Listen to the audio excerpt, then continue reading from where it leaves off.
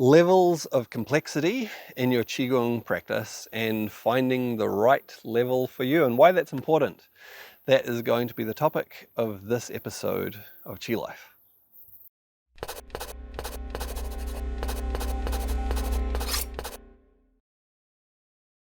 So one of the interesting things about Qigong practice, and look, and this is actually true about life as a whole as well, but one of the great things with Qigong practice is often different principles come to the fore much more clearly for us in our Qigong practice, and that then flows out into our understanding of life in general. It's a great thing. We learn lessons in our Qigong practice and we find they apply to all aspects of our life.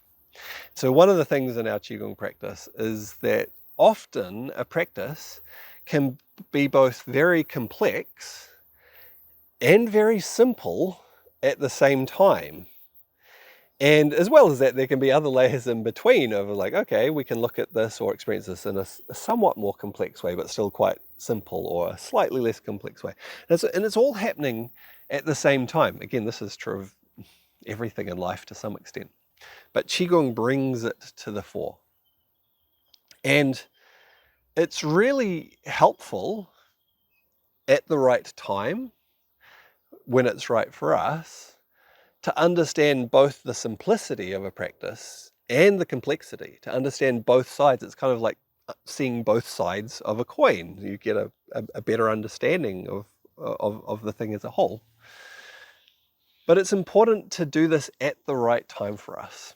One of the things I see as an issue for some people in their Qigong practice, not everyone, because it depends on how they come to their practice, their own mental approach as they come to their practice.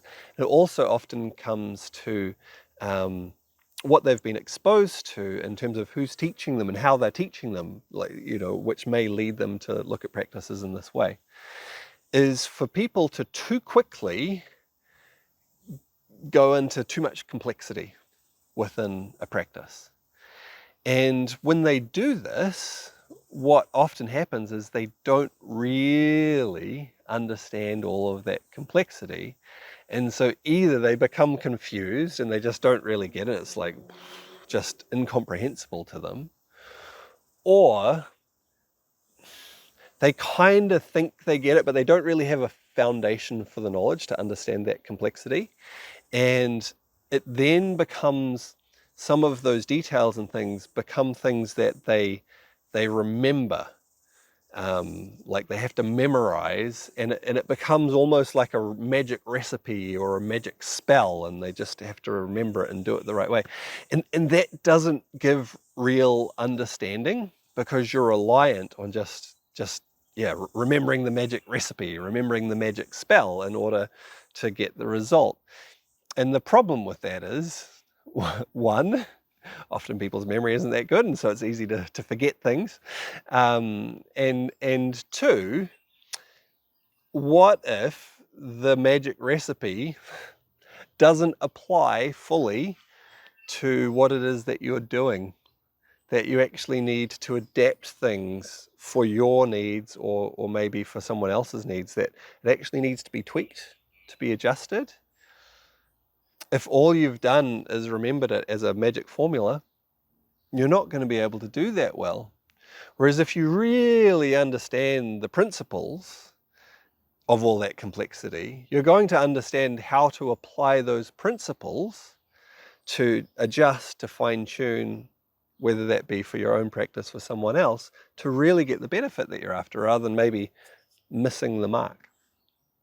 So for most people, and again, not everyone has this. It depends on, how they've approached their Qigong practice, maybe how they've been taught, whether they get into this. But I do see a lot of this out there where people kind of just remember things as some kind of magic, rather than understanding what's actually behind it. And it stands in the way of them really understanding, really getting the benefit of their practice. Other people do naturally come in a different way and focus on the simplicity to begin with. And that's really helpful, because understanding the simplicity of a practice first, without necessarily all the details, all of the complexity, gives us a foundation to then develop an understanding of some of the complexity, some of the fine, subtle nuances and so on. The simplicity first gives us that base. And this can mean different things in different situations.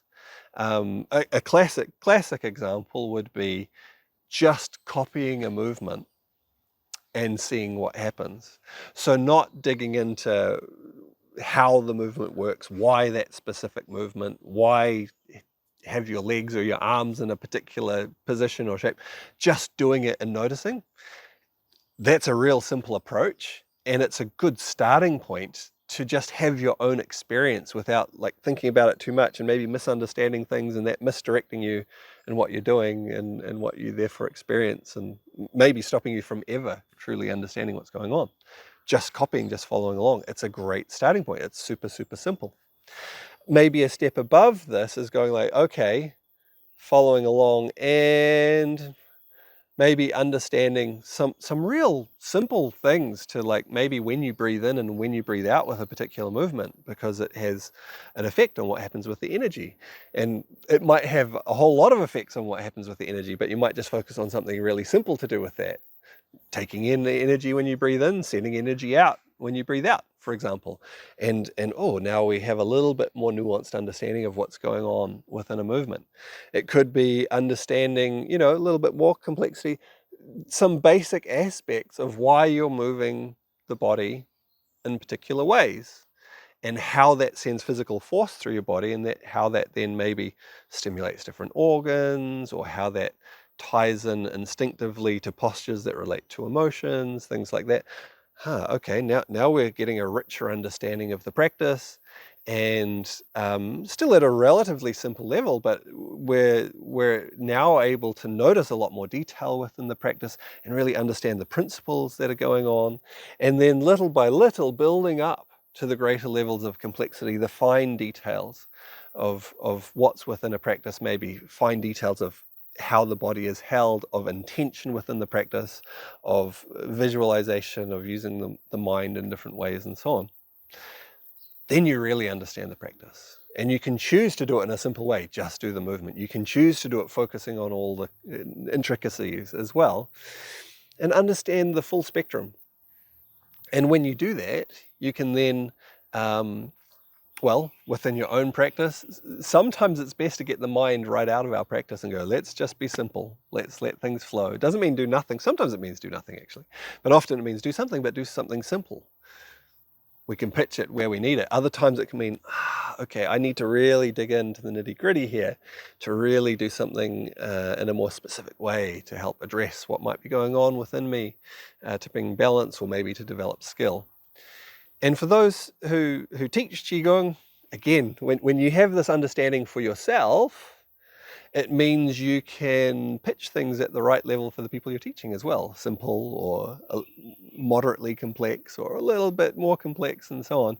And you can also adjust and fine-tune the practices because you understand the principles. It's not just something you're having to memorize and do in an exact specific way. You understand the principles. You can adjust and fine-tune to give yourself or someone else the specific benefits that they need. All right, hopefully that gives you something to think about in terms of simplicity and complexity within a Qigong practice.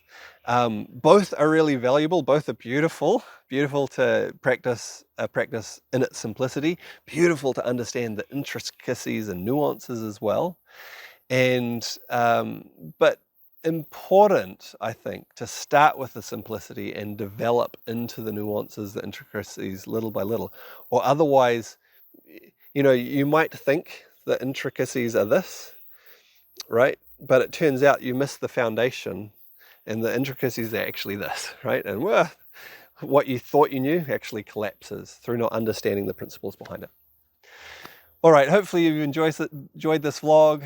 If you have, please like, comment, subscribe, share, all those good things. And I look forward to seeing you on another one soon.